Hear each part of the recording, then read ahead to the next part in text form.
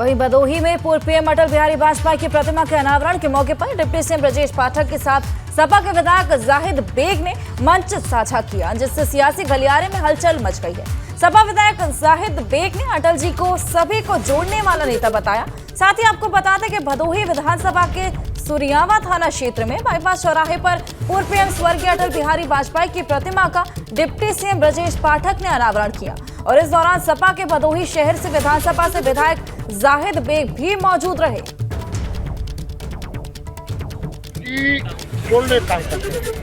माननीय अटल बिहारी वाजपेयी जी देश के प्रधानमंत्री थे, तो देश को समाज को जोड़ने का काम किया उन्होंने। आपको याद होगा समझौता ठीक कराया, इसलिए कि जोड़ने का काम किया है, देश को भी जोड़ने का काम किया, देश को काम किया, जिलों को जोड़ने का काम किया, छोड़ने का काम नहीं किया। अटल जी एक महान नेता थे। हमारे विधानसभा में उनके मूर्ति का अनुभव रहा है। हमारा पहला कर्तव्य बनता है उनके मान सम्मान में और अपने ही उनके मूर्ति में शामिल होकर मैं उनका नहीं अपना मान सम्मान बढ़ाऊंगा। साल 2024 के लोकसभा चुनावों से पहले बीजेपी ने सूफी संदेश देने की रणनीति बनाई है। बीजेपी के अल्पसंख्यक मोर्चा ने पीएम मोदी की विचारधारा से जोड़ने के लिए सूफी मुस्लिमों को चिन्हित करना शुरू किया है। भाजपा पहले ही पसमानदा मुस्लिम को साथ जोड़ने के लिए कवायद कर चुकी है और अब सूफी विचारधारा के लोगों को जोड़ने को लेकर मुहिम शुरू करने जा रही है।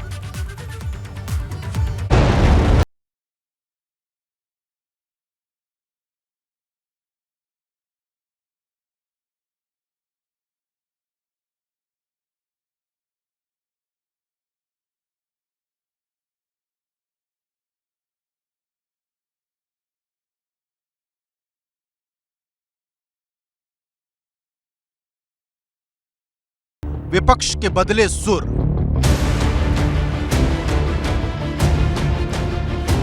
इलाहाबाद का नाम प्रयागराज हुआ, फैजाबाद का नाम अयोध्या हुआ, क्या अब लखनऊ का नाम लखनपुर और गाजीपुर का नाम विश्वामित्रपुर हो जाएगा?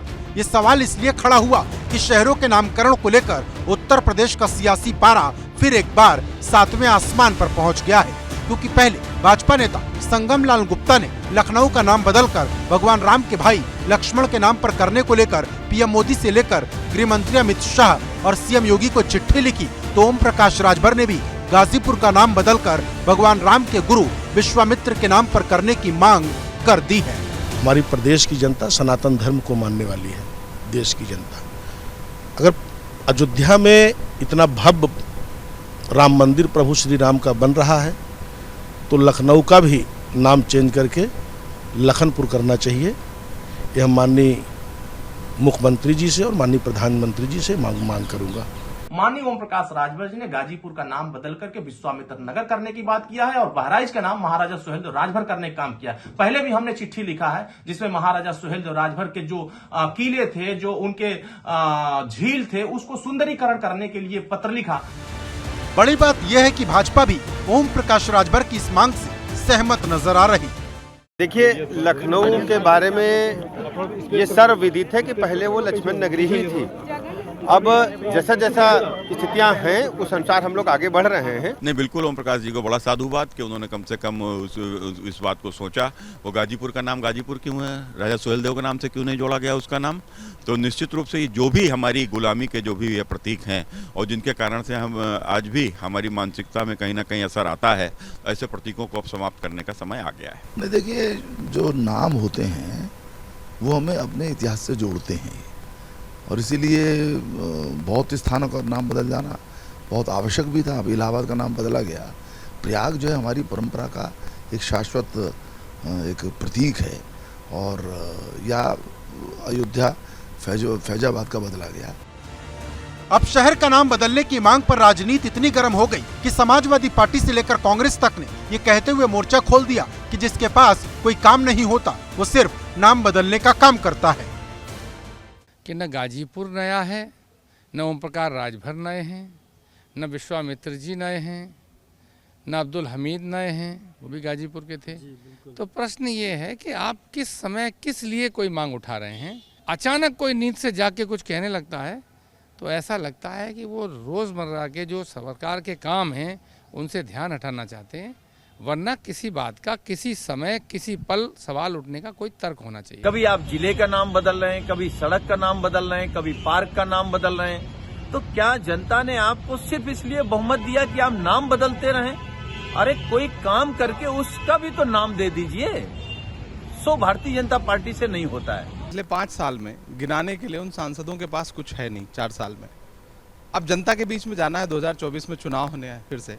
उन्होंने अपने क्षेत्रों में कोई काम नहीं किया है, तो उनको गिनाने के लिए कुछ एक काम चाहिए। तो उनके पास यही एक काम है कि उन्होंने प्रधानमंत्री जी और मुख्यमंत्री को चिट्ठी लिखी कि लखनऊ का नाम बदल दिया जाए। ये एक ट्रेडिशन शुरू हो गया है भारतीय जनता पार्टी में, ताकि वो 2024 में जनता के बीच में अपने मतदान संघ में जाकर के जनता को ये बताएं कि देखिए हमने लखनऊ का नाम बदलने के लिए चिट्ठी लिखी थी। ये उनका उल्लेखनीय काम होगा।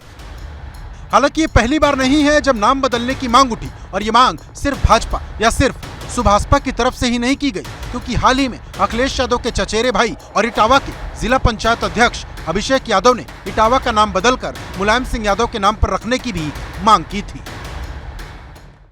इटावा का जिला आदरणीय नेताजी का जिला रहा है, नेताजी की धरती है, तो इसलिए लोग यहाँ पर नेताजी को आज भी याद कर रहे हैं। और हम लोग को ऐसा लगता नहीं है नेताजी आज हमारे बीच में नहीं है, लेकिन फिर भी आज जब नेताजी हमारे बीच में नहीं है, तो हमारे तमाम सदस्यों ने प्रस्ताव रखा है कि इटावा का नाम आदरणीय नेताजी के नाम से मुलायम नगर करने के लिए। मतलब सब अपने अपने तरीके से, कोई इस शहर का तो कोई उस शहर का नाम बदलना चाहता है। लेकिन सवाल बड़ा है कि क्या इसका असर 2024 में भी नजर आएगा। Bureau report, ABP Ganga.